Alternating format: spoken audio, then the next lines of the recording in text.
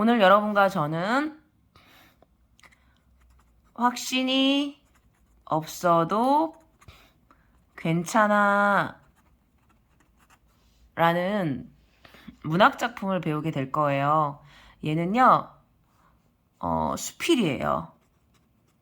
수필이고요. 갈래는 교술 갈래랍니다.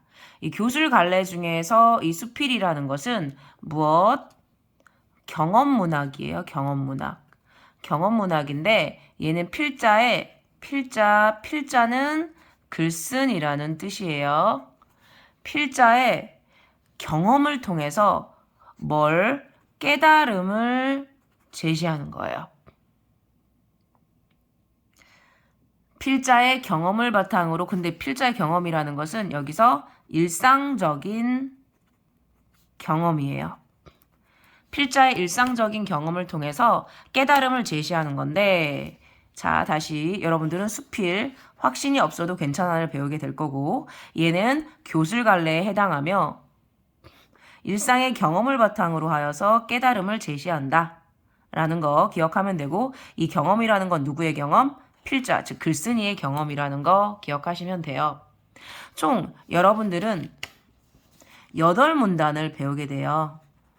8문단을 배우게 되는데 이 8문단에서 기억해야 될 게 첫 번째 내용하고 두 번째 그 표현상, 즉 서술상의 특징을 아셔야 돼요. 먼저 저랑 1문단을 해볼 건데요.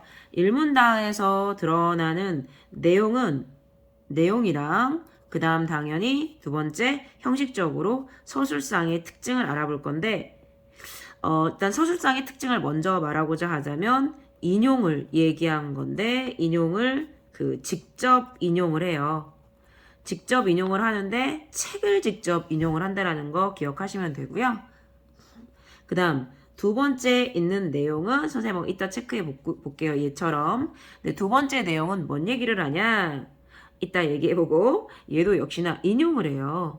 인용을 하는데 얘는 책을 인용이 아니라 만화를 인용한다라는 사실 기억하시고요. 그 다음 세 번째 단락이 있어요. 세 번째 단락도 내용 이따 체크해보고요. 비유를 얘기해요. 비유를 하는데 여기서 기억해야 되는 게 바로 생각의 집이라는 1어절, 2어절, 2어절로 생각의 집이라고 비유하는데 이 생각의 집이 뭐냐는 거죠. 기억하시면 되고요. 그 다음에 네 번째 단락도 내용 이따 체크해 보고요. 네 번째 단락은 바로 문답법과 혹은 자문자답이라고 해요. 자문자답과 예시를 통해서 글쓴이가 무엇을 말하려고 합니다. 네, 그 다음 이제 네 번째 문단까지 했으니까 이제 내용 해볼까요? 볼게요. 젊은이가 학교를 나와서 제 몫을 하는 성인으로 젊은이가 성인으로 자라나기까지 과정에서 가장 중요한 것은 공부뿐만이 아니라 뭐래요? 호기심하고 흥미래요. 공부를 부정한 게 아니라 젊은이에게 있어서 호기심과 흥미를 잃지 않고, 즉 공부와 같이 동격이라는 얘기죠. 이것은 결코 쉬운 일이 아닌데 지금 우리 사회는 청소년을 그와 반대의 길로 걸어나고 있다. 와, 되게 조금 현실 비판적이네요. 현실 비판적이라는 거 확인하고 있고요. 호기심을 죽이고 냉소와 무관심으로 몰고 간대. 자기가 하는 일이 시간 낭비라는 생각만은 절대로 갖지 말게 해야 된다. 청소년에게 가장 필요한 것은 매력을 가진 목표와 거기에 도달할 수 있는 실력이래요. 자, 볼게요. 첫 번째 단락 정리해 보도록 하겠습니다. 첫 번째 단락은 결국 얘가 누구한테 얘기하고 있는 거야? 네, 청소년에게 얘기하고 있네요. 청소년이 지금 뭐 하고 있대요? 호기심, 흥미 이런 게 중요하는데 공부도 중요하지만 공부만큼 중요한 게 공부도 호기심도 흥미도 청소년이 어른이 되는 과정에서 제일 중요하다라는 얘기죠. 그런데 우리는 청소년이 뭐 하고 있대요? 부정적인 거 하고 있대요. 바로 냉소하고 무관심이래요. 그러면서 우리 사회에 있는 청소년이라고 하면서 좀 현실 비판적인 얘기를 해주고 있고요. 그 다음 필자가 그래서 강조하는 것은 청소년들이 그래서 무엇을 가져야 되느냐 목표 근데 좀 매력적인 목표랑 실력을 갖춰야 된다고 이야기하고 있어요. 근데 이 모든 것들을 지금 큰 따옴표로 얘기를 했다라는 것은 무엇인 거예요? 직접 인용을 했다라는 거죠. 자, 여기 자습서에 정리되어 있어요. 볼게요. 호기심과 흥미가 중요한데 호기심을 상실해 가고 있다라는 얘기죠. 호기심하고 흥미를 가져야만 실력이 양성되고 목표가 성취되는데 실제 우리 사회에서는 냉소와 무관심을 가지고 있고 그다음 그렇기 때문에 목표를 상실할 수밖에 없다는 얘기를 하고 있고요. 그다음 두 번째 단락 해보도록 하겠습니다. 두 번째 단락에서 중요한 건 뭐였죠? 바로 두 번째 단락은 역시나 인용이었죠. 근데 인용이었는데 무엇에 대한 인용인지 한번 볼게요. 미국의 심리학자 칙센트미아이의 저서 어른이 된다는 것에 실린 글이다. 이 글을 읽으니 오래전에 신문에서 보았던 4컷짜리 만화 한 편이 생각난다 라고 얘기하고 있어요. 그러면 필자는 이 첫 번째 단락이 미아이 칙센트의 저서 책에서 인용했다라는 걸 확인할 수 있고요. 이 책을 보면서 필자의 경험을 얘기했는데 이 필자의 경험이라는 것은 바로 신문에서 보았던 경험이야. 그러니까 책만 꺼낸 게 아니라 이 책을 읽으면서 필자가 경험 4컷짜리 만화, 신문에서 봤던 4컷짜리 만화를 읽은 경험에 대해서 이야기하고 있는 거죠. 그 만화에서 뭐라고 했냐면 역시나 직접 인용하고 있어요. 아버지가 고등학생, 즉 청소년에게 묻는다. 우리 사회를 살아가고 있는 청소년 어떤 모습일까요? 너 뭐하러 과외하니? 아들은 대답한다. 좋은 대학에 가려고요. 아버지가 다시 묻는다. 좋은 대학 가서 뭐 하려고요? 아들이 다시 답한다. 과외하려고요. 지금 과외 왜 하냐고 물어보니까 과외라고 대답했어요. 이건 무슨 말일까요?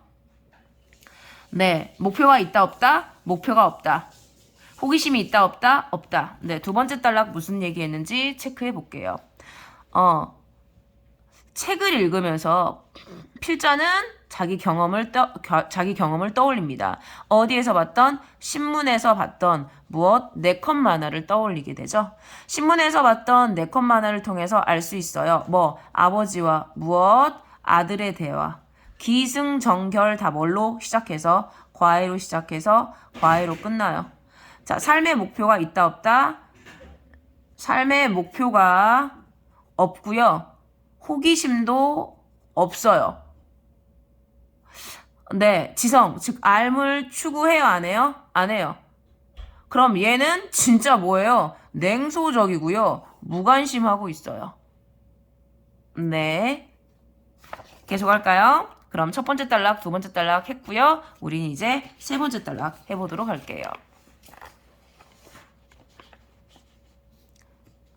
어린 시절에는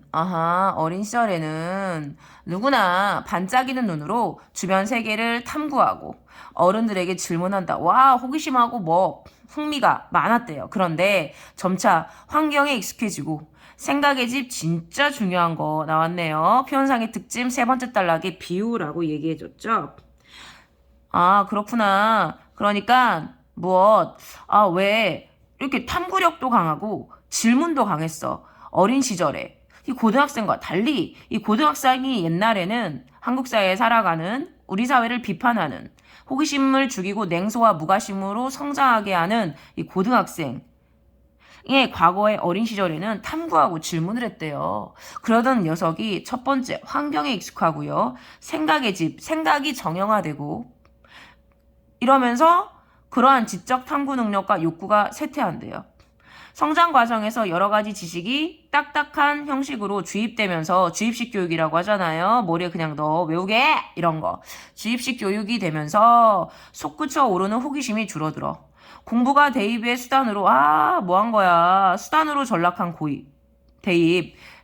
그렇죠. 공부. 취업을 위한 공부. 그러니까 대입을 위해서 취업을 위해서 공부한다는 거야. 그래서 시험 준비로 획일화되는 상황이 획일화되는 것이 똑같다라는 얘기예요. 지성은 거의 실종돼 버린다. 지성이 실종되는 이유가 네 가지네요. 환경과 생각의 집과 그 다음에 주입식 교육과 그 다음에 수단화된 공부, 대입과 무엇? 취업. 그러면서 지성이 거의 실족된다라는 거죠. 이렇게 도구화된 공부는 열정을 수반하기 어렵다. 열정을 갖기가 어렵다. 삶과 무관해 보이는 지식을 강요받으면서 고등학생은 학업을 결과적으로 냉소적으로 바라보게 된다는 거죠. 자, 볼게요. 여기 성장하면서 호기심이 사라지는 이유를 세 번째 단락에서 이야기했어요. 몇 가지 이유로? 하나, 둘, 셋, 넷. 네. 그렇군요. 환경이 익숙해지고 생각이 고정이 돼. 이게 두 가지죠. 환경이 익숙해진다. 생각의 집이 정형화된다. 주입식 교육이다. 그 다음에 도구화된 공부를 한다. 이런 것들로 인해서 결과적으로 무엇? 호기심하고 열정이 다 사라지고 냉소적이고 무관심해지잖아요. 네, 정리해볼게요. 세 번째 단락은 무슨 얘기를 했느냐. 학생들이 왜 그 좋은 호기심하고 흥미를 잃게 되고 냉소하고 무관심을 사라지게 되는지에 대해서 네 가지 이유에 대해서 얘기해줬어요. 첫 번째 어떤 이유였어요? 네, 환경. 두 번째 무슨 이유였죠? 생각의 집. 세 번째 무슨 이유였죠? 네, 주입식 교육. 네 번째 뭐였죠? 취업을 위해서 대입을 위해서 뭐 한다? 수단화된 공부라고죠. 이 모든 것들로 인해서 뭐를 갖게 된대요? 지성은 어떻게 된대요? 열정을 동반한데 그럴 리가. 어떻게 된답니까? 네, 무관심을 갖게 되고 냉소를 갖게 된다는 거죠. 자, 그 다음 네 번째 문단 볼게요. 네 번째 문단의 표현상의 특징이 뭐였죠? 문답법, 즉 자문자답과 예시였잖아요. 볼까요?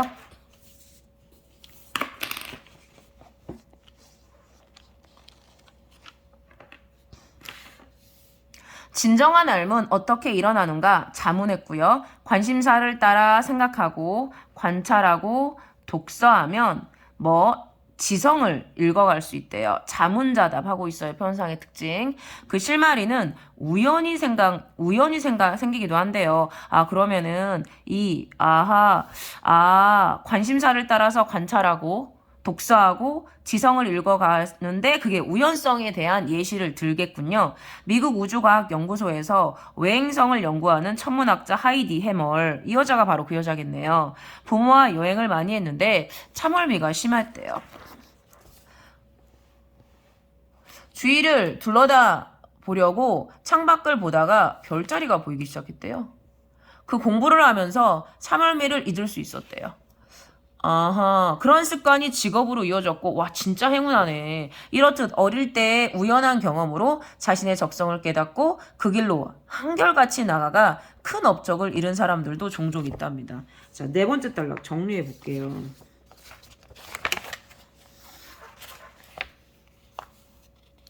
네 번째 단락은요,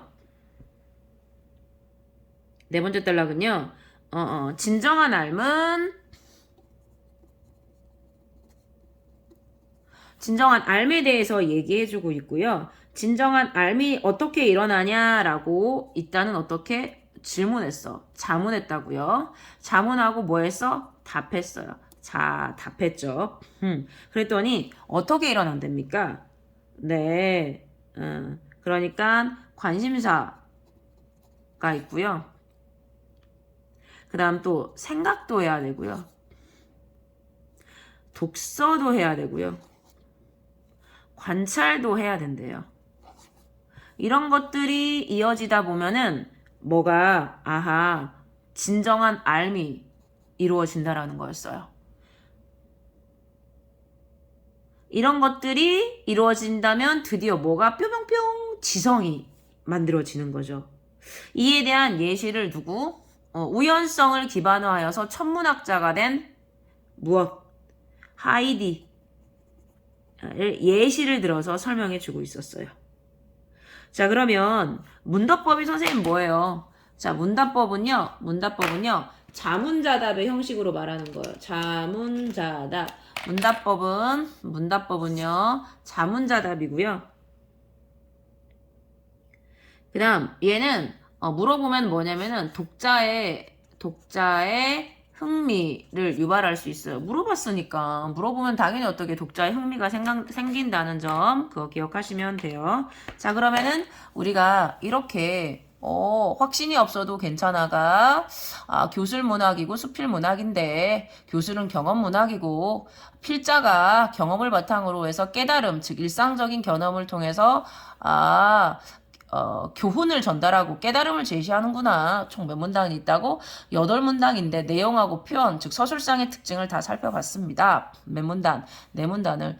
자, 첫 번째 내용을 보자면 청소년들이 공부는 하는데 호기심하고 흥미? 이런 거 하나도 중요하게 여기지 않는다. 문제다. 그렇구나. 그럼 걔네들이 어떻게 살아가는데 냉소하고 무관심을 굉장히 많이 갖게 된다를 어떻게 서술상의 특징 인용, 직접 인용한 책을 통해서 제시해주고 있고요. 자, 그럼 두 번째 단락에서 필자는 이 책을 읽었는데 갑자기 뭐를 떠올려요? 옛날에 네컷 만화 읽은 거 떠올려요. 거기에서 아버지하고 아들이 대화를 나누죠. 과외에서 시작해서 뭐로 끝나? 과외로 끝나. 이를 통해서 이 청소년이 뭐다? 그렇구나. 의욕도 없고 목표도 없고 흥미도 없고 호기심도 없고 삶 목적도 없어. 왠지 실력 쌓으려고 노력도 안 하는 것 같아. 냉소하고 무관심을 아주 일관해버려. 근데 왜 그럼 이런 일이 생기냐? 어린 시절에는 근데 그 고등학생 어린 시절에는 달랐을 거래요.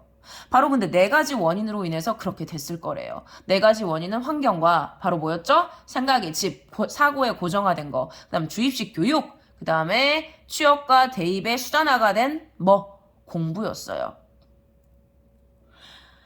네. 그러면서 세 번째 단락에서 중요한 건 뭐였죠? 생각의 집. 바로 비유법, 정형화된 사고를 생각의 집으로 표현했다라는 거고, 네 번째 단락은 뭐가 중요했죠? 네 번째 단락은 바로 자문자답, 문답법과 독자의 흥미를 유발하기 위해서 그 다음에 예시를 들었다라는 거죠. 뭘 질문했죠? 진정한 삶은 어디서 와요? 라고 했더니 관심사, 생각, 독서, 관찰해라. 이렇게 자연스럽게 우연성을 갖고 천문학자가 된 사례가 있다. 예시, 누구? 하이디가 있다. 라는 얘기를 해주셨어요. 자, 그러면은 이제 우리는 몇 번째 단락을 하는 거예요? 5번째 단락, 6번째 단락, 7번째 단락, 8번째 단락을 하게 되겠죠. 역시나 내용과 형식을 이야기해 볼 건데요. 그 6문단의 내용이 중요합니다. 6문단에서요. 특히 6문단에서 인용과 유추를 하는데요. 인용과 유추, 인용도 이걸로 해요. 뿅뿅뿅뿅. 그러니까 직접 인용을 한다라는 거죠. 유추를 하는데 유추가 무엇이냐고 물어보신다면 유추는 일단은 어려운 게 나와야 돼. 그러니까 본문에는 이 개념이 어려워. 근데 얘를 쉽게 설명해 주기 위해서 간단한 거, 구체적인 거로 설명해 주는 거예요. 그게 유추예요. 그러니까 어려운 것을 어떤 예시를 들어서 공통점이 있어. 공통점을 통해서 얘를 이해시키는 게 유추예요. 자, 그럼 6문단 해보도록 하겠습니다. 근데 하이디 같은 사람을 선생님이 청소년이라면 목표도 없는데 그냥 무작정 그냥 냉소하고 무관심으로 공부만 하는데 하이디 같은 어렸을 때 우연성을 기반으로 해서 천문학자가 된 사례를 만약에 내가 듣는다면 혹은 본다면 선생님은 굉장히 슬플 것 같아요. 볼까요? 그건 제 생각이고요. 그러나 그런 행운을 얻은 사람은 많지 않다. 필자도 마찬가지네요. 아, 이런 생각을 드는구나. 어린 시절 자신이 하고 싶은 일을 찾아서 흐드러짐 없이 매진하여 성공한 사례들은 청소년들에게 용기를 줄 수 있지만 누구나 초등학교 때 이미 자신의 갈 길을 정했는데 누구는 나는 고등학생이 되었는데도 아직도 갈피를 잡지 못하고 있다니 이게 뭐람 하고 하면서 주눅이 들 수 있다는 얘기죠. 야, 하이디 멋지지. 근데 나는 나 병맛 아니야?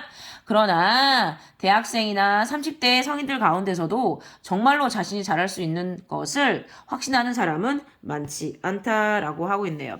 결과적으로 얘가 자선문단에서 얘기하는 건 뭐냐면은 직접적으로 얘기하면 하이디? 그래, 멋진 여자지. 맞아. 우연성을 기반으로 하여서 지성을 관심사, 관찰, 독서를 통해서 자기 나름의 지성을 일군 사람이야.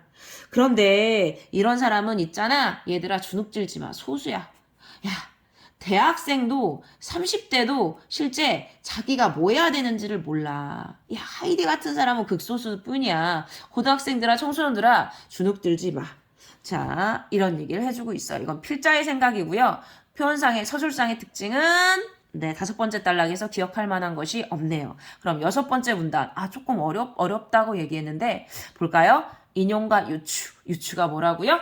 어려운 것이 있는데 얘를 간단하고 구체적인 것을 통해서 얘를 이해시키는 과정. 이게 유추였어요. 볼게요.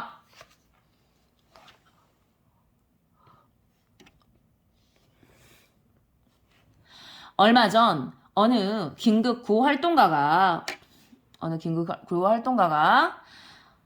고등학교 졸업을 앞둔 청소년들에게 쓴 칼럼을 읽었대. 역시나 또 필자의 경험이 나와버렸네요. 그중 학창 시절 내내 맞춰요. 저도 그랬고요. 여러분도 그래요. 공부 안 하면 나가 뒤져야지. 그중 학창 시절 내내 공부하라는 말만 듣다가 갑자기 가슴 뛰는 일을 하라. 이게 뭔 소리야. 공부하라는 말만 했더니 공부하라는 말만 듣고 살았는데 갑자기 청소년들에게 어떤 말을 하래요. 뭐야. 가슴 뛰는 일을 하라고 했대요. 말이 돼? 이런 말에 당혹해할 청소년들에게 건넨 위로의 말이 인상 깊었다. 지금 목표가 뚜렷하지 않다고 너무 걱정하지 말길 바란다. 무엇보다도 그 방향으로 첫걸음을 떼었느냐가 중요하다. 이거 누가 얘기하는 거예요? 네, 긴급 구호 활동가가 얘기하는 거죠. 진짜 직접 인용했네요. 큰 따옴표를 통해서 말하고 있잖아요. 뭐래? 야, 목표 뚜렷하지 않아. 괜찮아. 걱정하지 마. 너 지금 그래도 발걸음 뗐잖아. 너 입학했잖아. 괜찮다고. 완벽한 지도가 있어야 30대도 대딩도 완벽한 지도 없어. 떠날 수 있는 것은 아니야. 이거를 뭘로 설명할까요? 이제 유추 사용하네요. 이정표를 통해서 서울부터 부산까지 가는 방법은 수십 가지야. 얘가 목적지인데 비행기나 고속철도 방법은 달라도 결국 서울부터 부산까지 가. 야, 국도 타고 가도 되고 고속철도 타고 가도 되고 비행기 타고 가도 돼. 질러 가든 돌아가든 여러분의 인생 표지판에 신의주가 아니라 부산이라는 최종 목적지가 보이기만 하면 돼. 신의주라는 것은 결국 뭐야? 다른 목적지, 다른 기가 아니어도 너 부산이라는 최종 목적지. 돼. 방금 본 이정표라는 것은 그러니까 여기에 서울, 대전, 대구, 보산 이렇게 찍혀 있는 거. 대전이라고 써 있어도 괜찮아. 목포라고 써 있어도 놀라워하지 마. 당황했지? 괜찮아.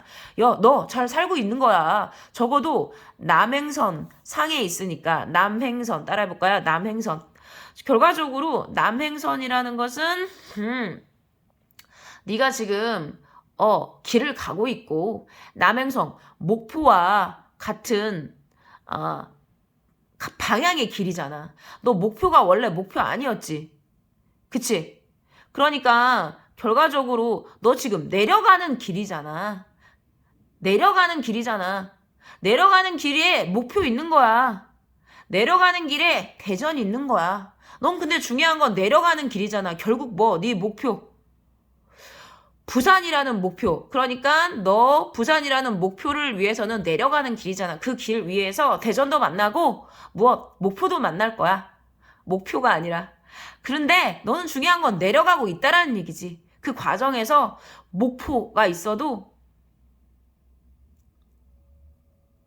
대전이 있어도 괜찮아.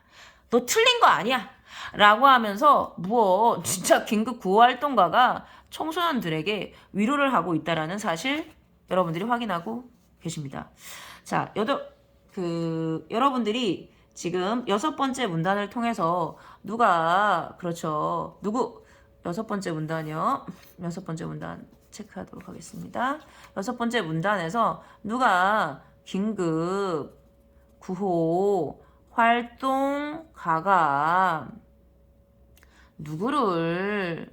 청소년을 1학년 1학기 때 처음에 창비 교과서를 배운 학생들에게 뭐를 하고 있다. 위로를 하고 있다. 그쵸? 근데 긴급 구호 활동가 얘기는 누가 떠올린 거다. 그렇죠. 필자가 떠올렸다. 뭐를 보고? 칼럼을 보고. 이 사람, 쌤 장난 아니네요. 이 사람요, 책 읽다가요, 4컷 만화 떠올리고요. 그쵸? 그 다음 이번엔 또 뭐를 떠올려요? 네, 긴급 구호활동가를 떠올렸어요. 긴급 구호활동가는 칼럼을 읽었어요. 이 사람이 뭐라고 하냐? 이 사람이 필자가 유추한 게 아니라 긴급 구호활동가가 유추의 방법을 쓴 거죠. 청소년의 청소년의 길이 틀려도 괜찮아. 결국 목표로 가지 않냐. 과정에서 잘못된 길 들어도 괜찮아. 너 결국 같은 방향으로 남쪽으로 가고 있잖아. 라는 얘기를 해주고 있어요. 네, 그럼 여기서 긴급 구호활동가가 진로가 확신하지 않는 청소년들을 뭐하고 있다? 2글자. 위로하고 있다라는 거를 필자가 칼럼을 읽은 거를 얘기하고 있고요. 표현상의 특징은 뭐다? 직접 인용했어요. 직접 인용을 했고요. 그 다음에 그 내용에서 유추 방법을 썼다라는 거 기억을 하시면 됩니다. 자, 이제 우리 7번째 달라가고 8번째 남았어요. 힘내보세요. 청소년기에 인생의 목표를 명명백백히, 명명백백이 뭐냐면은 뚜렷하게 분명하게 깨닫고 있는 사람이 몇이나 될까? 질문했네요. 요즘 젊은이들에게 꿈이 무엇이라고 물어본다면 여기는 근데 자문자답이 아니네요. 여기 자문자답 아니에요. 얘는 그냥 질문한 거예요. 요즘 젊은이들에게 꿈이 무엇이냐고 물으면 의사, 변호사, 언론인, 공무원, 교사 등 직업을 말하는 경우가 많다. 누군가가 그랬죠? 꿈은 직업이 아니라고. 꿈은 명사가 아니라 동사여야 된다고 누군가가 그랬던 것 같습니다. 그러나 지금처럼 급변하는 세상에서 평생 몸담을 직업을 찾는 일은 점점 더 어려워진다. 인생의 목표는 직업으로 수렴되지 않는다. 이 수렴의 반대말은 발산이에요. 수렴이라는 것은 모아지다라는 뜻이에요. 의사나 공무원이 되는 것 자체가 꿈인 인생은 궁색하다, 빈곤하다라는 얘기죠. 아니, 왜 꿈이 직업이야? 그 직업을 얻고 나면 더 이상 추구할 꿈이 없기 때문이다. 아니, 고등학교 때 꿈이 뭐냐고 물어봤는데 의사래. 그럼 꿈 이렇네? 죽어야 돼? 그러니까 이 사람이 말하고자 하는 말은 뭐예요? 꿈은 결코 직업이 아니다. 그 직업을 얻고 나면 더 이상 추구할 꿈이 없어지기 때문이다. 직업이 인생의 목표가 절대 아닌 이유가 뭐래요? 그 꿈 이루면 뭐 할 건데? 한국의 많은 대학생이 혼란과 방황에 빠져드는 것도 마찬가지다. 왜 그럴까요?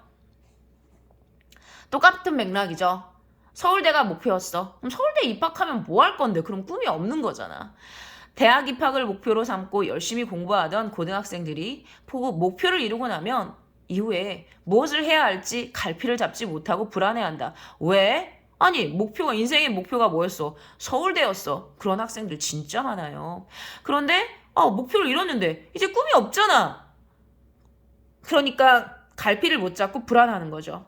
차라리 목표가 뚜렷했던 수험생 시절이 행복했다고 한다. 왜? 그냥 달리면 되니까. 그래서 일단 또다시 취직을 겨냥해서 공부를 시작하는 것이다. 웬일이야. 그렇구나. 이번에, 그러니까 첫 번째는 고등학생은 대학이 목표였고, 두 번째는 이제 불안해. 왜? 대학을 이뤘으니까. 그럼 이제 뭐 해야 되는 거야? 그렇죠. 취업 공부해야 되는 거죠. 자, 여기까지 정리해 보도록 하겠습니다. 여기까지 정리해 보자면 몇 번째 단락 그랬어요? 거의 다 왔어요. 7번째 단락 그랬습니다. 7번째 단락은요. 이 사람은 절대 아니야 라고 말하는 게 있어요. 뭐가 아니래요? 직업? 대학? 얘는 꿈이 아니야. 왜? 얘 이루면 뭐 할 건데? 너 불안할 거잖아. 할 거 없잖아. 얘 이루면 뭐 할 건데? 너 불안할 거잖아. 할 것 없잖아. 라는 이야기를 하고 있어요. 즉, 직업이나 무엇, 대학이 인생의 목표가 될 수 없다라는 얘기를 하고 있는 거예요. 자, 그러면은 궁금하네요. 마지막 단락은 무슨 얘기를 할 것 같아요? 그래서 그럼 꿈은 뭔데? 인생의 목표는 어떻게 해야 되는데? 들어볼까요, 여러분? 그렇다면 꿈은 무엇이어야 하는가? 또 자문자답 했네요. 아까 7번째 단락은 자문자답이 아니었어요. 그러니까 얘는 자문자답이 총 2번 나오는 거예요. 그렇다면 꿈은 무엇이어야 되는가? 그것은 궁극적으로 이루고 싶은 그 무엇이다. 이루고 싶은 그 무엇이다. 선생님 너무 모호하잖아요. 그러게요. 예를 들어 와 지금 무엇 자문자답 하고 있고요. 예시를 또 들고 있네요. 예를 들어 공무원이 되고자 한다면 직업 그 자체를 꿈으로 삼기보다 장차 공무원으로서 어떤 정책을 실현하여 지역사회의 시민생활을 어떻게 디자인하고 싶다는 이상을 품어야 된대. 그렇구나. 이게 바로 가치 있는 꿈이구나. 명사가 아니라 어떤 공무원이 되겠다. 그러니까 공무원 자체가 아니라 어떤 정책을 실행하는 공무원이 되겠습니다. 라는 거죠. 똑같은 의사라고 해도 오로지 어떻게 연봉이 아니라 오로지 돈벌이에만 혈안이 된 의사와 환자들은 마음을 살피면서 의사와 환자의 마음을 살피면서 그들의 삶의 질에 관심을 쏟는 의사는 전혀 다른 인생을 살고 있다고 할 수 있다.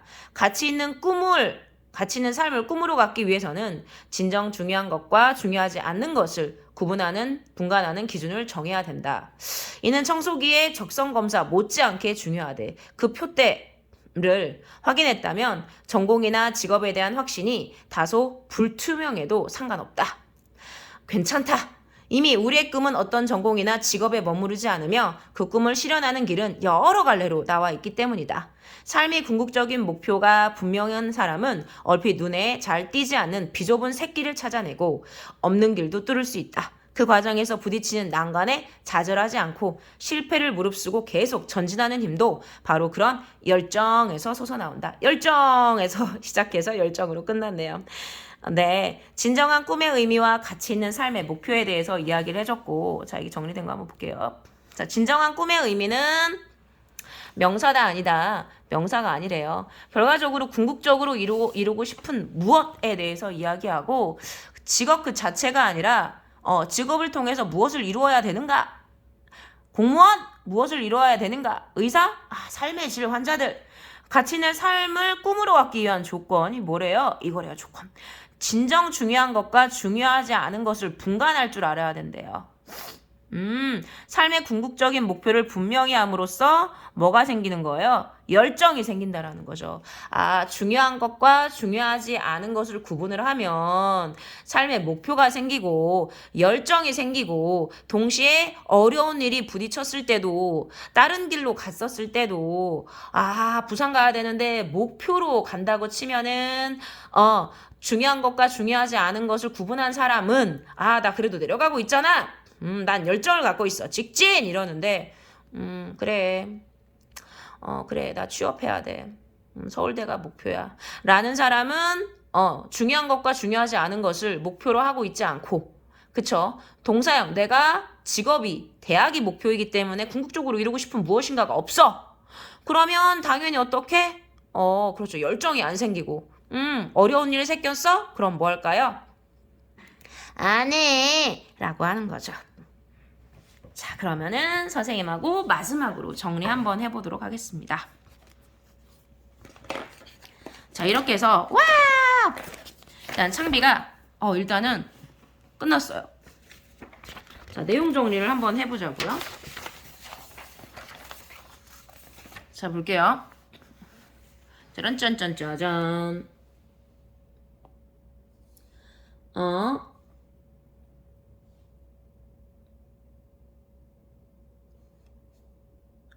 서울에서 여기서 제일 중요한 이거 볼게요.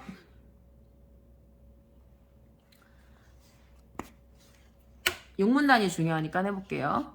서울에서 부산 가는 방법이 있었어요. 이 서울에서 부산 가는 방법은 결국 뭐를 비유하냐면요. 뿅뿅뿅뿅뿅. 뭐를 유추하고 있냐면요. 유추였죠. 용문단에서 제일 중요한, 이 글에서 중요한 인생의 출발이라는 거죠. 인생에서 출발인데 이 부산이라는 것은 결국 삶의 목표이자 꿈이라는 얘기예요.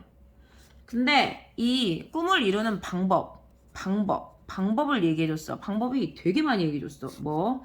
기차도 있고요. 승용차도 있고요. 비행기도 있고요. 즉 꿈을 이룰 수 있는 방법이 보다 굉장히 다양하다. 됐냐? 그 다음에 얘가 강조하는 게 이게 뭐냐면요. 근데 신의주는 없어야 한다라는 거랑 그 다음에 대전하고 목표를 가더라도 괜찮대. 마지막 문단에 나왔는데 중요한 것과 중요하지 않은 것을 구분하는 사람은 뭐를 갖게 되고 열정을 갖게 되고 난관이 부딪혀. 얘네들이 난관이죠. 갑자기 어떻게 나 부산을 목표로 했는데 대전하고 목표 갔으니까 그치? 목표는 아니지만 이정표에 얘네들을 봤으니까 그치? 그럼 난 얼마나 당황할 거야. 가는 길에 여기가 아니야. 나 안 해 하는 애들은 즉 삶의 기준도 제시하지 않았고 중요한 것과 중요한 거 열정도 없고 그러니까 어떻게 안 해 하게 되겠죠. 결과적으로 글쓴이가 말하고자 하는 바가 뭘까요? 이겁니다. 확실한 꿈이 없어도 뭐다? 오케이. 그러면 그쪽으로 신의주가 아니면 된대잖아. 그쪽으로 남쪽으로 어디 서울에서 부산은 어떻게? 남쪽이잖아요. 남쪽으로 가고 있으면 뭐다? 오케이다. 라는 얘기를 하고 있어요. 네, 그렇게 해서 육문단의 중요한 부분 얘기했고 그래서 오늘 우리가 공부했던 확신이 없어도 괜찮아를 이렇게 끝내도록 하겠습니다. 고생하셨습니다.